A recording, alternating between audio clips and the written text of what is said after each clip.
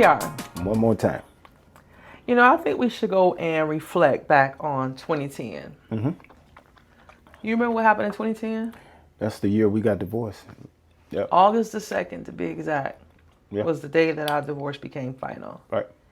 I remember the lady told me that I had to wait 6 months and a day.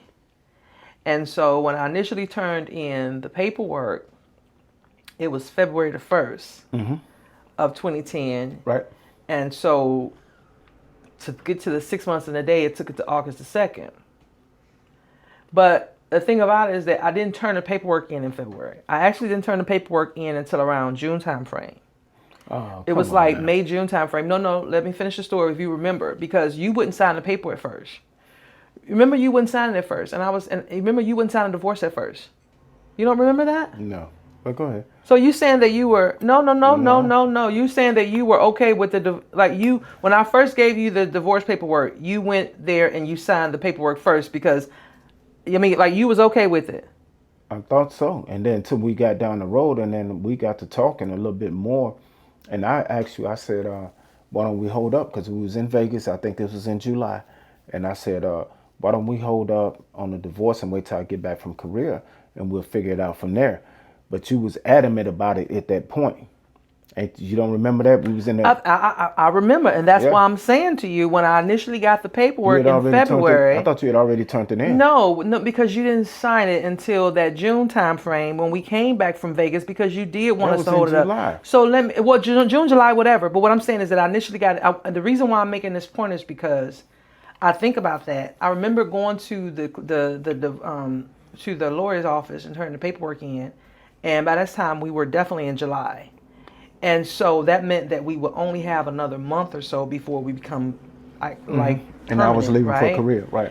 And I remember her asking me if I wanted to backdate it to February when we really started, because that was when we initially started, when I first signed. And although it took you a couple of months to sign, she went back from when I first signed. And so I remember asking her.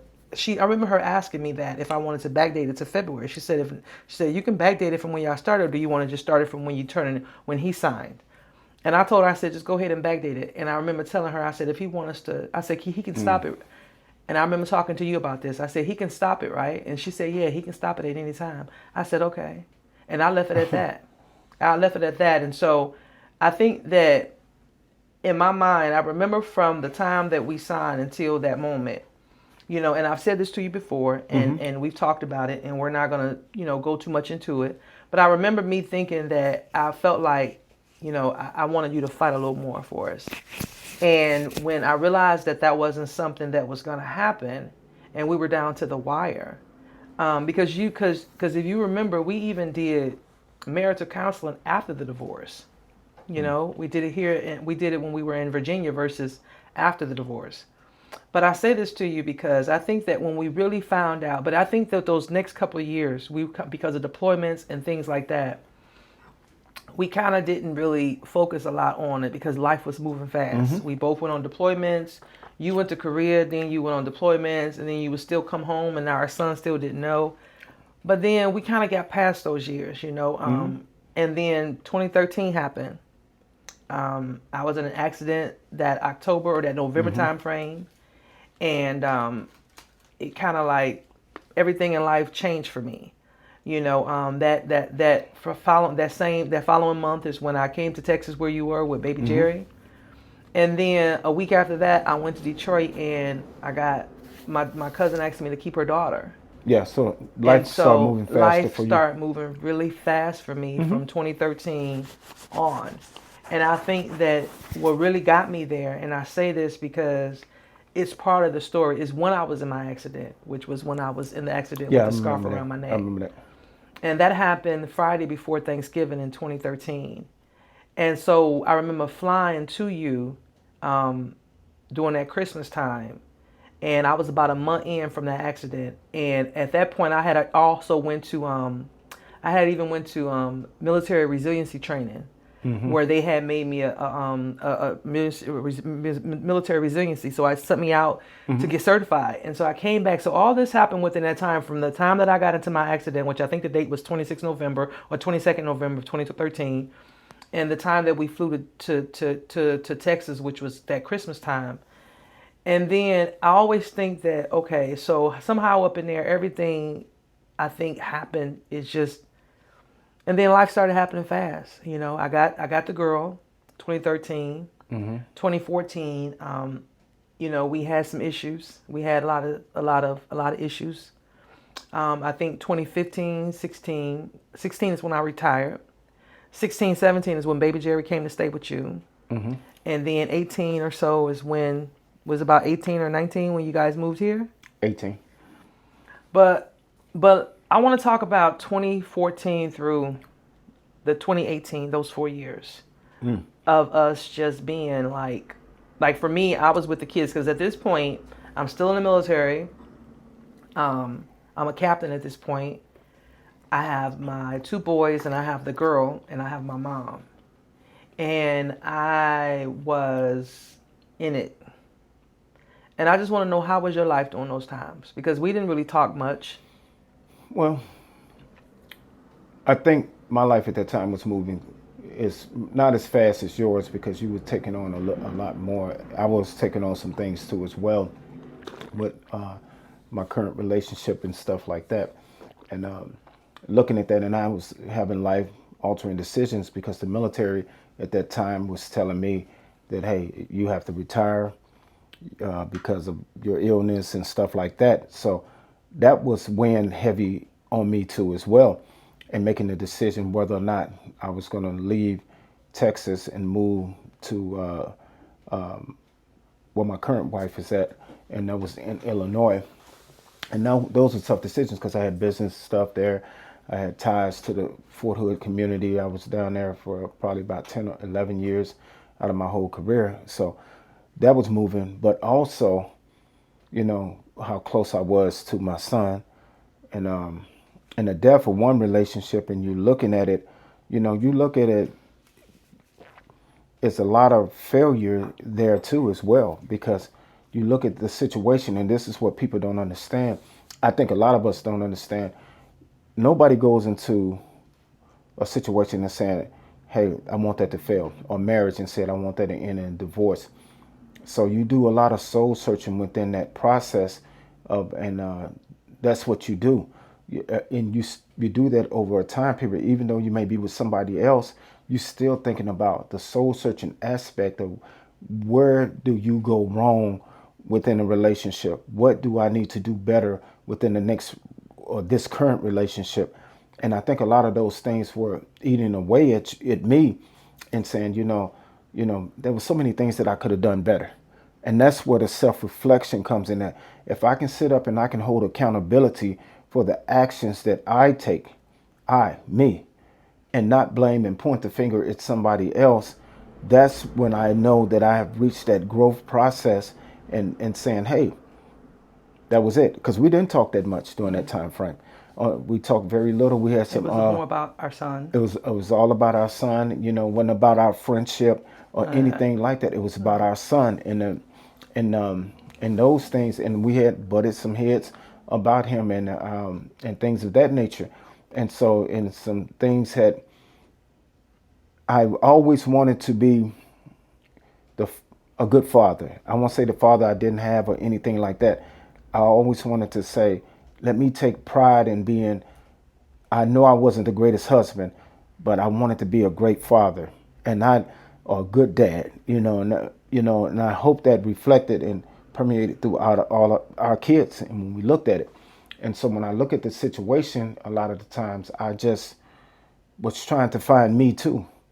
You know what I'm saying? Well, people fail to realize a man has a tough thing in his mind, because when he got to go out here and you got to battle with all the nuances of the day, and then you got to come home and you got to battle within yourself, because the rejection from the military, the rejection of 2 failed marriages, the rejection of not being as successful and doing the things that what I should have done as a man. And I know that, and you start to come to grasp with that, and you got to look at yourself and say, hey, I take accountability and responsibility, and a lot of that was stressing me down and weighing me down, and I tried to live a lot of things through through BJ.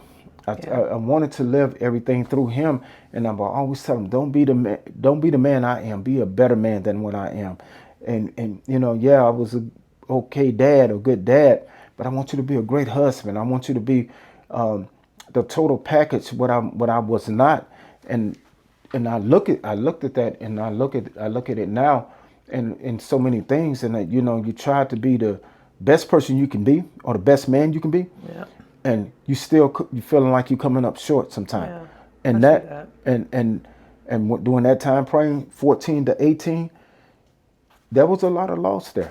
Mm-hmm. There was a lot of loss, and I tried to grab hold to my son, grab hold to the current relationship that I was in, but I was dealing with those in an emotional sense, and trying to figure out how we can still co-parent, maybe become friends and talk through some things.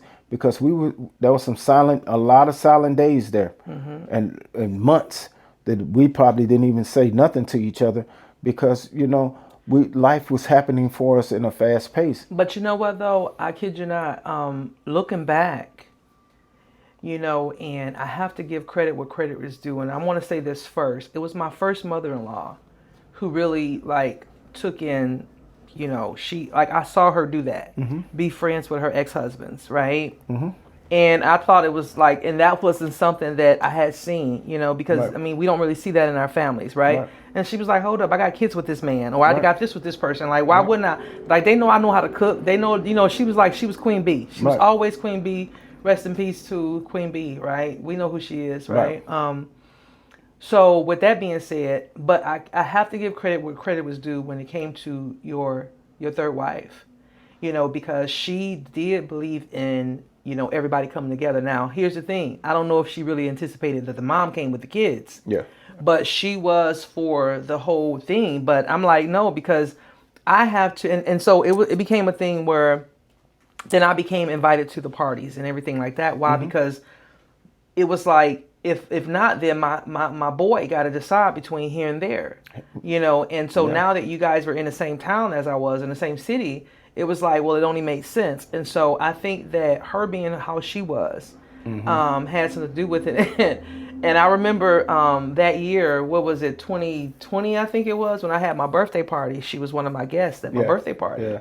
And she bought me the book, How to Co-Parent by, you know, was with Alicia Keys and her boo and Shalonda, whatever the girl is. And I was like, well, apparently I ain't doing this shit right. So, you know, it was like how to co-parent. It was some type of book about, you know, families, families together. It was something, I mean, and so I was like, okay, apparently. And I was like, she's in some millennial stuff, you know. And so for me, it was like, we're not there yet for these reasons. And so, but I will say that her being the way she was, and then our son being consistent with, he wasn't willing to choose. You know, he was like, I'm not doing that. You know, he was like, I got my mom, I got my dad. But I will say this, though. You say that, and when you talked about, you know, you redefining who you were and trying to figure that out.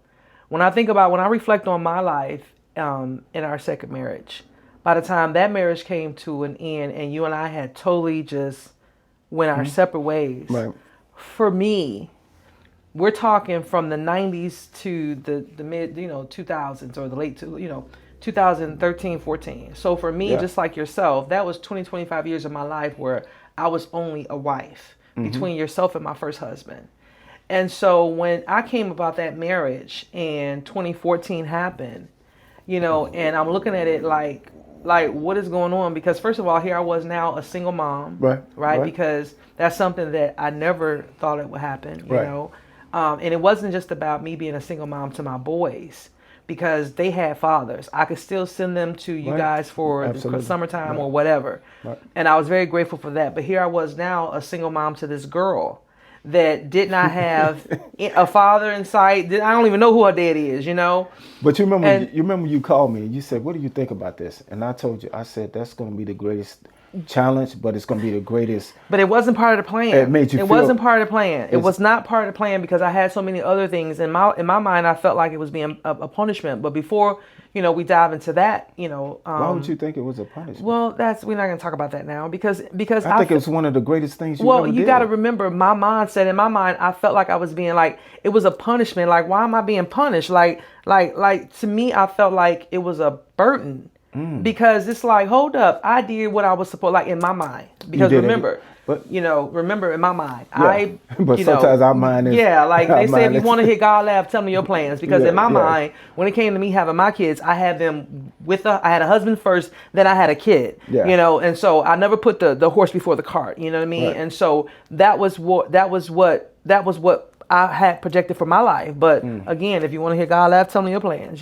But you know what I thought about with that, and when we was talking about it, and we was talking our way through it, I said, man, the opportunity that you're going to give that child, and Yeah. and then when you said it, and you said, Yeah, you're yeah, right, yeah. you're right, you said you're right, Numa. Yeah, but I mean, like I said, I don't want to get too much into that because that's like a whole different subject. But that's something special, though. Yeah, but that's I don't want to. But Yeah, that has defined what you are right now too. It does, It but does. I feel like and I'm not trying to pat you on the back, but man, I think it's one of the greatest things. But I you've need done. to tell you my mindset in 2013, 2014. Go ahead, let's talk about That was my mindset. We're talking about this year is like I'm in my 50s now. I'm talking about Man, you old. I'm talking about when I got that girl, I was 40. You was 40. I had just come out of a lap over marriages. You understand what I'm saying? And so here I was doing this thing, and I got a kid now. Like, what the heck? Like, what did I do to deserve this? Because that's why I felt like I had, like, it was like I was being punished, and regardless of how I see it now in that moment. Yeah. Right, because I had so many things going on. Right. And I'm like, Lord, why would you give me this now? Like, I'm still trying to figure out I'm 40, and all I know myself is as being a teenage girl who joined the Army at 18. And then I retired at 43, but then I got married at 18, and I got married again at 27. I had my first kid at 22, and then I had my second kid at 30. And I had a miscarriage with the two twins. I had a miscarriage with the two twins, and that was before we got pregnant with baby Jerry. So for me, when it came to my kids and everything, like I had planned my life. Right. It was never so that's why in that year of 2013, 2014, and then I said, well, when I had my accident in November of 2013. And then I went to Texas, right? And let me tell you how this worked out in my mind, because I need to tell you how I got here so that we can be able to be here right now, right? Right. Because I believe that my life is like it's all connected, hence the spider web, right? So in my mind, when I was spared when that accident in November, I felt like God kept me around for a purpose. Okay. Right? Yeah. So moving forward. So when I realized that month of December that your chapter and my chapter was closed out because of what happened, I was like, okay, so now I have to move on. There's something else I'm supposed to do. I was kept here because I could have easily went away that day. Yes, ma'am. When I had that accident. Easily went away that day. No doubt. You know what I mean? No doubt. And so, and it didn't even dawn on me until Taz came to my room and said that to me. He was like, because in my mind, I'm good. Even when I went to the hospital, I was in shock. So I'm like, I'm good. It was just a little fracture. I'm good. And they was like, and I remember that lady tapping me on my hand, and she was like, Captain Foster, do you understand what just happened to you? And I was like, I'm good. Just patch me up and send me on my way, And I remember when my son came to my room that day, and he said to me, do you understand that I could have been without a mom today? And it was at that moment where it hit me. And I was like, oh my God, right? Like, he is so like in my mind, I did not take in consideration that anybody else, anybody else, right? And so I knew. So moving forward, when we came to Texas and everything happened, I was like, okay, so it's something else I'm supposed to do. Right. So then right after that, a week later, I went to Michigan for the New Year because I came to you for Christmas. So it was the New Year going into 2014. And that's when I got the girl. And it was really crazy because I remember, now, our pastime was a casino. Yeah. Right? Every time. So I remember I was only in Detroit for 4 days. I remember getting there like on a Wednesday, and we left back out that Saturday. So we were having a celebration for my uncle, but it was also bringing in a new year. Right. And so on the road there is when my cousin called me and asked me if I would take her baby. Now, fast forward, I still wasn't sure about it, but I remember the day before I left. We left on a Saturday, but that Friday, we left. I went to the casino that Friday.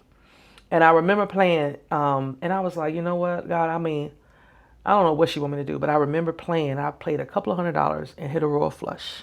and that hit for $4,000. Yeah, I right? remember you hear many of those, man. And so, that was our pastime, Man, right? what you talking Gambling. about? Yeah. And so anyway, I was like, okay, so God telling me, okay, so when I finally left that Saturday with her, that Sunday I got home, I was able to use the money I wanted at the casino and buy everything I needed for that baby. Because this baby had had her 2-week checkup. She hadn't had no clothes. Her mother sent me with a case of Pampers, a case of formula, and some old dingy clothes and a broken car seat, and that was it. Yeah. So I had to buy everything. And by me not knowing I was going to get a baby, I wasn't prepared because she called me on the road going to Detroit. So anyway, moving forward, I just remember from that day, life was moving fast for me. Because now we're talking 2014. Right. Now we're talking I'm in my 40s, right? So then it became, what am I going to do now? Because now I got a baby. I have 2 sons. My mother's not doing very well. So now what am I going to do? So that's when I made the decision to retire. And so at 42, I made the decision to retire at 43. And I know that was a tough decision for you because you was staring major right in the face. It was. But I knew potentially that. hanging around a little longer But I for knew LTC. that for me to be able to do what I was doing, but I just remember that time. And it was weird because at that time it was actually Shania. When I got the girl is when I started going to church. Because prior to that, I didn't start back going to church until, I didn't go to church before that. But after I got the girl, because I remember going to the church and I was like, you know what? But I'll take that back. I remember I was going to the church on Fort Lee. And that ended up being the church that I introduced you to. And that's when the guy was actually our pastor. So I started going there. I remember him. Yeah. And so I remember going to the church with her and I was like, what am I supposed to do with this baby? Like, I remember, literally going to the church. Because I came home with her on a Saturday. I think it was that first Sunday I went to church, or was that following Sunday I went to church. I can't remember. But I remember it was maybe week 1 or so of me having her. And I was like, okay, what am I supposed to do with her? Because I don't, first of all, she's a girl. Then she was 6 or 7 pounds. My boys came out like football players, 9 right? pounds. You know what I'm saying? So I'm like, what am I supposed to do with this little bitty baby, right? And so I just remember that. I remember looking, and I know now that time of my life was not about me trying to rediscover who I was. It was me appreciating who I was. Because I think that's when I was really able to just you know what, Yashika, you got this, right? I think I really leaned into all my fuzzy feelings. I think when I just because I was like, why have I been doubting this process about me all this time? Because I think that when you got into another relationship and I was still single, because I'm still single to this day. Go ahead. It was one of those things where it made me say, well, is it me? Am I the problem? Right? And so I really, really felt that way. And so during that process of me discovering myself, and I won't say rediscovering myself, but learning to appreciate myself, I think that that's what I really, really understood with getting a girl, was that now I had a girl that I needed her to be sure about herself. I need her to be confident. I need her to understand that she gives herself power, not nobody else. She doesn't be validated from nobody else. Nobody needs to validate her. Nobody gives her permission to be her. There was so many things, because she's 11 now. And so that was throughout my whole 40s. And so, looking back, and I'm like, wow. And so, in the beginning, that I thought one way. But like I said, God take care of fools and babies. But how was the baby? Her when I brought her home, she was 15 days old. Oh my goodness. 15 days old. When I got to Virginia with her on that Saturday, she was born December the 17th. I came home with her like January the 2nd or the 1st, something like that. She was 15 days old. That's your baby. Oh, it's definitely my baby. She's adopted my last name and everything. Yeah. But it's just one of those things where for me, I don't know how my life would have been. I think had I not got her, I would have stayed in the military longer. Yeah. Because I would have been still trying to figure things out more. But now I had something that something or someone, I'm sorry, and I don't mean to call her something, but someone where I was 100%, they were 100% my responsibility. There wasn't no, let me call their dad. There wasn't no, let me call the grandparent. There wasn't none of that. You know what I mean? It was just me. And I think that's what that was. I think your mom was there for a few. Yeah. And she Yeah, dug up in until I with you. retired. Yeah, till you retired. She dug in with you there too. Yeah. But that was validation that, hey, you guys, this is what you needed to do. You know, when you're moving forward with life, though, and I think so many people, we think we got this handbook, or we think we got to Yeah. figure it out, or we Yeah. think we know God's plan, or we pray and we ask God to lead and guide us and stuff like that. But what happens within that process, I think sometimes we think it's us. We think, and you know, it's me the reason why I get up in the morning, or it's me and the reason why I have all these things. Or no, I think what happened, and I think what happened for you was that, you know, God said, hey, you know, you may have feel like you are taking on a struggle, but I'm giving you the blessing. And that child was the blessing within that, and it helped you get to a point to where I think we started communicating maybe a couple years after you had her for a while, and we just really started talking a little bit more, because that's when baby Jerry came to me, like I think it was 16 or 15, the latter part of 15 or 16, and he came to me, and then we started talking a lot more and trying to say, hey, how do we do this co-parenting thing, you know, really?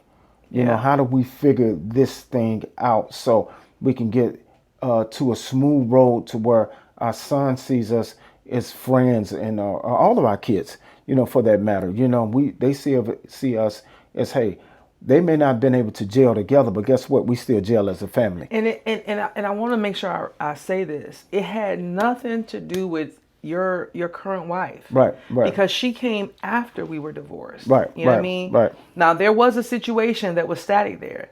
I think what it was is that you and I hadn't got to a place of reconciliation. Yeah, correct. You know what I mean? So Yeah. anything you did for me, anything you did, I was microscoping you. Yeah. Anything I did, it was like I was like, hold up, Numa, because it was like I felt like when it came to our son, I didn't feel supported, right? And those were my feelings. Right, You know, right. whether they were real or not, that's how I felt.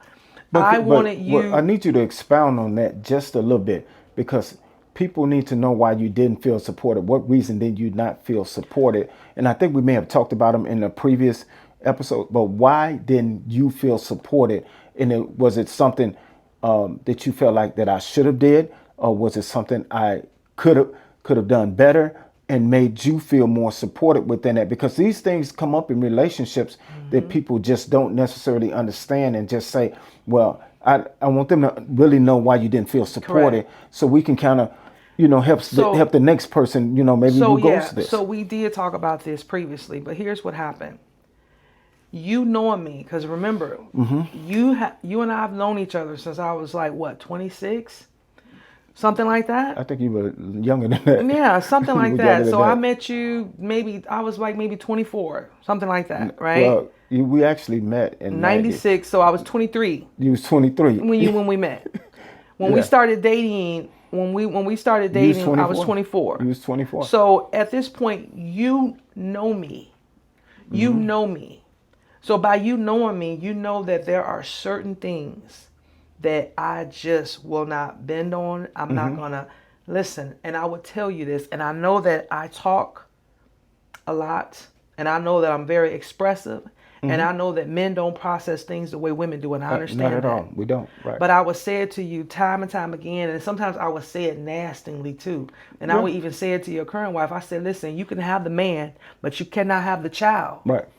And I meant that on everything, because what I was saying, I was saying nasty. He's replaceable, but this baby is not. You're going to kick the thing. Yeah. And I would say that all the time, and I Right. meant that because that's how I felt. Right. And so what I was trying to explain to you is that if you knew that's how I felt, we couldn't see eye to eye, because it was like BJ was being held captive between both of us. Possibly. Yeah.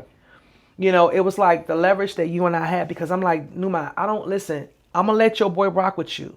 The same way I did with the older boy. I never stood in the way, because what I cannot do, I can tell him what a man is, but I cannot demonstrate to him what a man is. Right. Right? I can't. Right. I could tell him to it. I can give him all the books. I can give him all the resources. I could put him into to conversations with men, but I cannot demonstrate that. Only you can.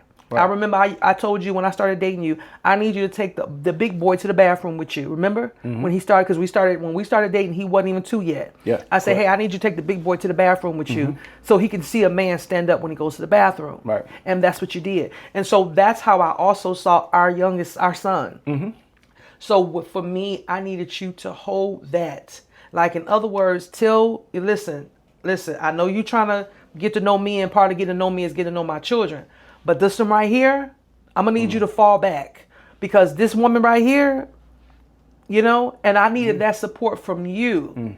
I didn't need you I wasn't going to be disrespectful about it, because I wasn't. I'm not even that kind of chick. But it was just certain things that I wasn't going to tolerate. For example, on the parent-teacher conference, right? If you need her there, then tell her to be quiet. It's just that simple. Because I didn't do that to you, and I would never do that to you, because you know as well as I know. Granted, you say you were a certain way with your first wife and your daughter. You cannot tell me you would have been the same way with your son. That's your son. That's your namesake. If another man had been there in your place, there's no way in the heck you would have been okay with that. And you cannot tell me you would have been. And not one time that you and I have been divorced or separated have I ever put another man in front of you when it came to your son. Just like I didn't do it with my oldest boy. Anything that went on, I made sure that, hey, you are his bonus father. This is his father. And it was just that simple. I think, just from my point of view, if I'm looking at it, and I think his dad gave me the utmost respect because he did not interject there. He did not come and say, hey, this is the way I think my son should be raised. He trusted your judgment, and he trusted that But think about who he was, Jerry. I understand that, but we can't compare, because at that time he felt, and he'll tell you this, because of his circumstances, and I'm not going to put his business out there. He felt like he was not in a position to say anything, and that right now in that moment you were the best qualified to give an example of what a man is doing. So listen to what you just said. How many men interject and don't do nothing? And listen. How many times have you seen men interject and they don't do nothing for the welfare of that kid? Okay. I mean, zero. Okay. They are absent all the way. But do you know what? It's their pride that get in the way that makes them interject that way. Because, I don't want nobody to say nothing to my kid because I'm not there, or whatever. And in 99.9% of the time, they're the reasons why they're not there. But they want to interject something because they see you and they see that kid getting in a great place, and it happens. Okay, so let me say this, Newmys. Let's not pretend that on day one of you and I dating, that you and my first son's father was cool. Because I remember, so in other words, you didn't even give me and your third wife an opportunity. You threw us in the situation and said, deal with it.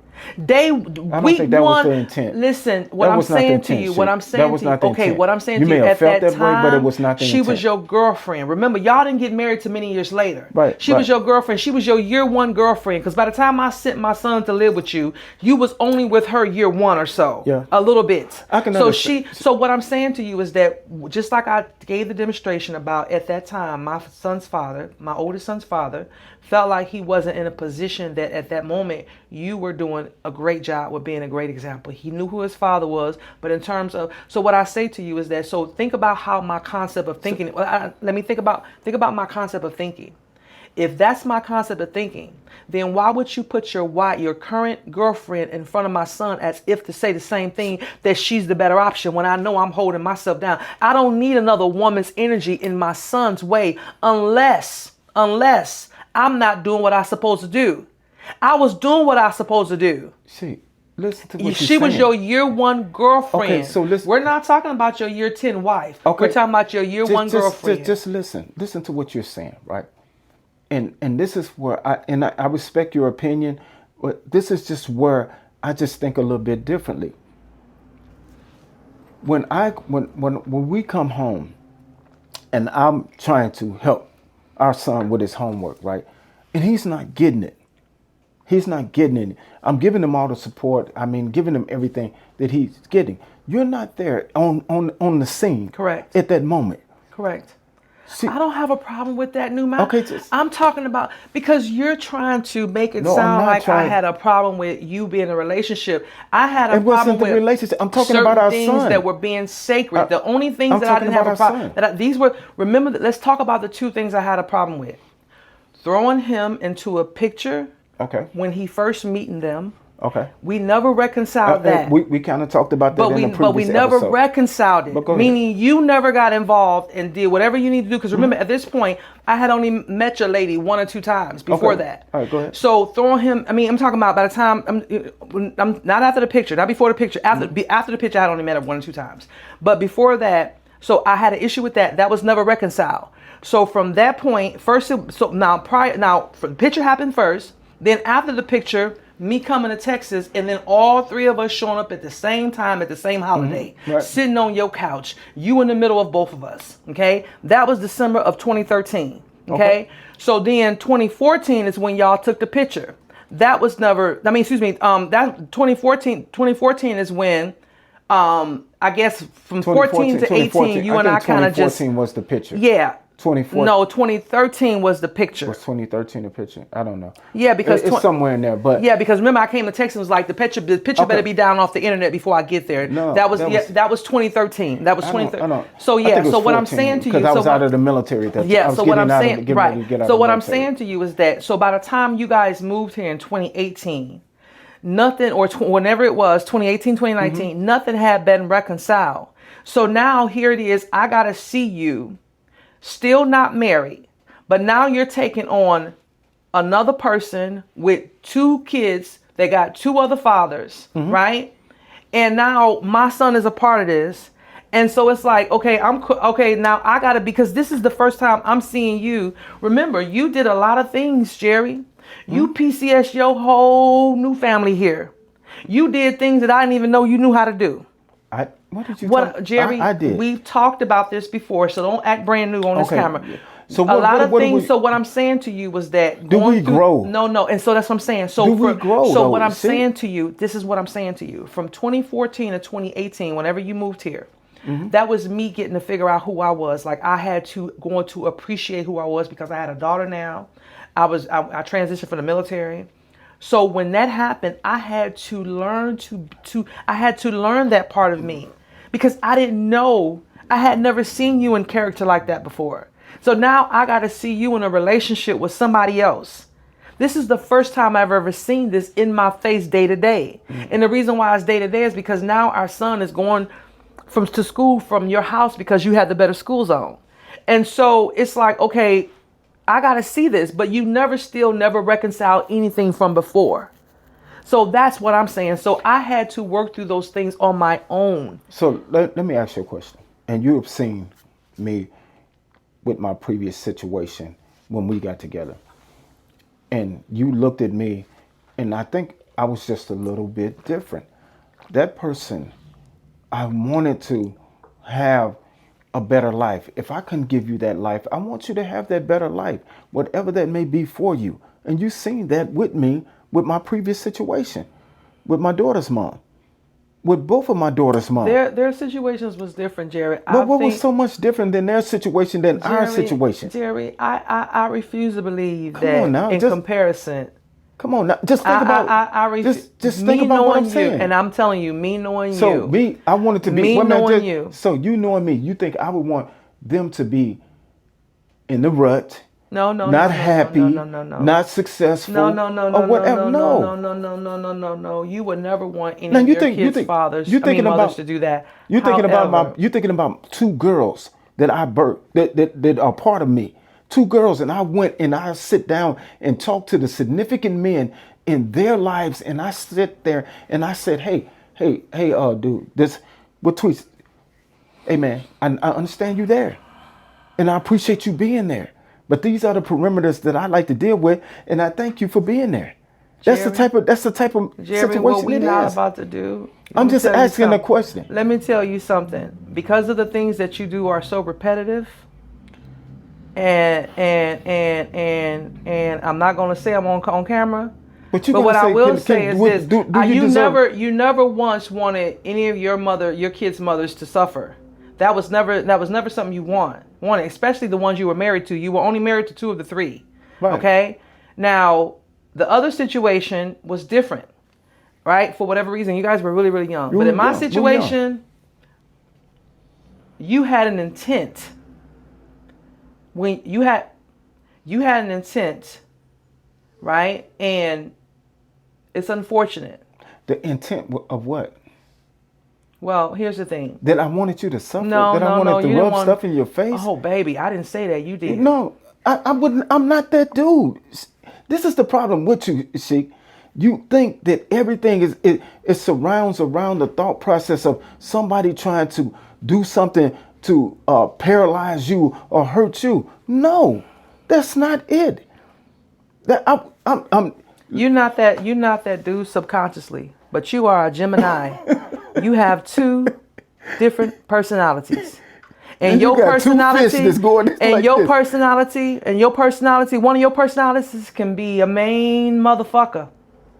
One of your personalities. Have I ever and been you know mean, doggone mean, where mean to you can be spiteful. Spiteful? Spiteful. Don't get it twisted. You've said some horrendous things to people, to all your wives. You've done some horrendous things. I probably have. So please stop it, because I don't want to go there with you and put all your stuff, because I noticed, listen, one thing I know about people is that they don't change who they are, not to the root of who they are. So what you're trying to say, within your right to say whatever, one of your personalities wanted to see me suffer. That's what I'm saying. Let me ask you a question. Let me ask you a simple question. When them people were coming after you for your career and all that stuff, well, nobody coming after me for my career. When you talking about? Be specific. Be specific. When we was at Fort Leonard Wood, and them people, and we got into that. When I was at E6. It don't matter when it was. If I wanted you to suffer, I could have. That was different. We're talking. What's different? Because now we were still in a marriage. We had just had our sons. We were two. Listen, things was different. We talking about 2010. You talking about somebody that wants you to 2003, 2004, baby. We talking about 2010, 2011, 2014. Stop. You a totally different person. You like to throw. Let me tell you how y'all know you're a different person. Anytime it's the same. Why would you say that though, Sheik? Jerry, you are, like I said before, and you can go, and cameraman, you can go back and say, it's been many a times I say it throughout this process, that he is a person that throws the rock and had his hand.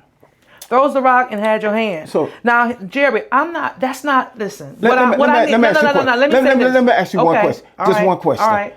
How many times did you go to my leadership? Listen, there you go again talking about 2000 and 1990. But we're talking about it because you brought it up. In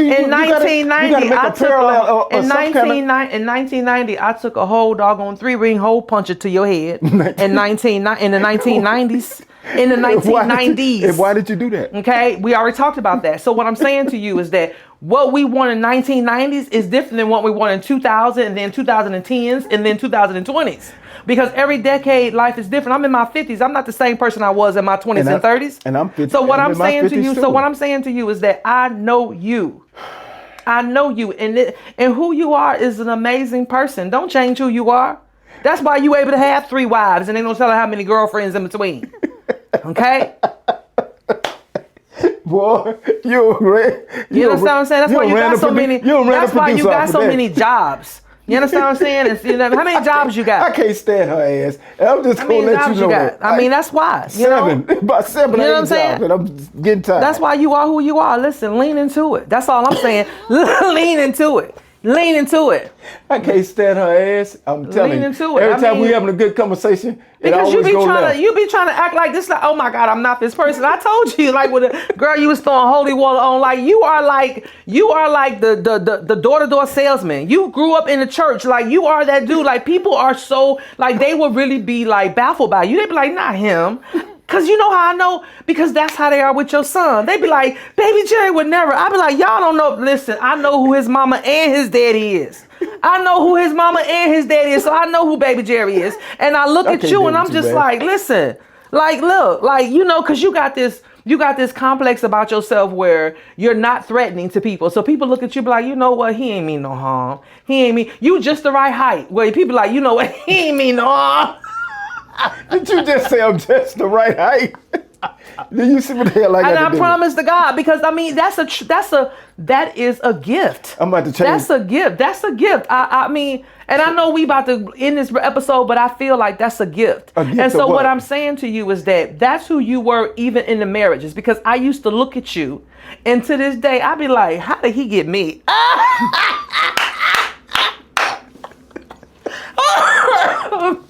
You know, I be still wondering about So that. what did you come up with? You know what I'm saying? How did I'm I like, you a get you? smooth talker though. You a smooth talker. All right, my cousin Benny. Smooth talker. Man, I'm gonna change from Mountain Dew and my Drake to some Don smooth Perignon or talker. something, man. I don't know. You Man. come off so innocent, you know what I'm saying? I'm like, I need somebody. But let me that ask you, this is one balances question. me out. This is the question that people always will have. How did we get right here from the conversation? How did we get right here to this point to where we have some harsh words, we have some tough criticisms, but we come back and we say, okay, we still can talk about it. How did we get there? I think that really came to, first of all, both of us having thick skin. I don't think my skin that thick sometimes, because I go home and I'll be like, man, I should have slapped it. But here's why I say you have thick skin though, Numa, because, you know, like I'll tell you in a minute, get your shit together. I'll tell you that in a minute. Yeah, you have. Because I have a son with you. Yeah. Well, you got two boys with me. Because, yeah, exactly. And I our need girls you. look at us too. And I need you to be okay. Yeah. And like I said, I know sometimes life is gonna get us, because that's what life does. Yeah. It lives. Yeah. Right. But I tell you all the time, even when it came to your health, listen, when I had your son, he was planned. And I'm like, listen, we didn't agree to raise him. I didn't agree to raise him by myself, which means you got to be okay in all aspects of the way, whether it be emotionally, financially, spiritually, physically, whatever. Like your health wise, like I need you to be okay. I never wanted to be a single parent, ever. So I've told you that many a times. Get yourself together, because listen, I'm not about to listen to this boy talk to me about you if you gone. I'm not, because I don't know what to do in a situation like that. So I need you to be okay. Yeah. Right? Yeah. We talked about that many a time. So for me, that's how we got here, because we never let go of the purpose. We never let go of the purpose that was instilled on our lives. Yeah. And so although we couldn't work together as spouses, but I do remember telling you that I saw us sit together on the porch and watch our grandkids play. Yeah. Right? And now that I look at it, it doesn't have to be in a relationship. It could literally be the family that we've built. You know, you got your life, I got my life. Right. You know, but it's all for the children and the grandchildren and those after, because I want my grandkids and my great grandkids to be able to say, you know, my grandmother, my great grandmother did this. And when your son starts to have kids, he is a Newmy. And this podcast is the Ex-Newmys. And this is his legacy. Like there's nothing that he won't know or he have questions about or anything in the grandkids that they can't come here or find out from some way, because we're going to make sure they have what we didn't have as kids, which was somebody to tell us, listen, this shit ain't perfect. Ain't perfect. It ain't gonna never be perfect. Yep. You know, you gotta take the good times and hold on to them, because every now and then you're gonna get a bad time in there, right? But them good times always outweigh the bad. And even in our marriage, that's the way it was. Yep. The good times outweighed our bad. I don't give a crap what we had. 3 legit fights. And they were all instigated by her. And I can honestly say, out of the 3 fights, I started 2 of them. You start 3. I started 2 of them. I did swing first. Okay, I did swing first. And I didn't hit you back. I don't recall that. Well, it wasn't that, but there was 3 out of 2 that 2 out of 3 that I swung first. 1 you swung first, because I was coming from a situation. I mean, I'm not gonna make no excuses. It was just part of who I was. You know, my first situation was like that. It was like, you know, come on, let's nuck and buck. You know what I'm saying? So, you know, so I didn't know it was no other way, and until you told me, hey, we're not doing this. Yeah. And so, you know. But I just really think what people have to understand, the struggle to get here to where we can sit and talk and have a conversation. Because, and I've seen relationships, and I see them right now, once they separate Yeah. and the man or the woman goes off and live a different life, there's a struggle to try and find some kind of common ground. Yeah. Even when they have kids. Yeah. You see, I think it's a trust issue as well. Like I think I've proven to you that I'm trustworthy when it comes to my decision making. Right. You know, and I think it's the same thing with me and you when it comes to certain things. Like I already know that you're gonna do it, right? You're gonna figure out a way. I don't know how. You're gonna ask the questions, but you're gonna figure out a way, because you're not gonna just sleep. You're not gonna just take lying down as a way. You're gonna figure it out. So I think that's what really happened, is that we really looked at the other and said, listen, we're not like other people in terms of certain things, right? We respect one another, because you can look around and see the things I do, and you know, you always tell me, Yashika, you're living your best life. I'm trying to, right? I'm trying to, you know, and so that's why I tell you, listen, the same thing go for you, and you know, like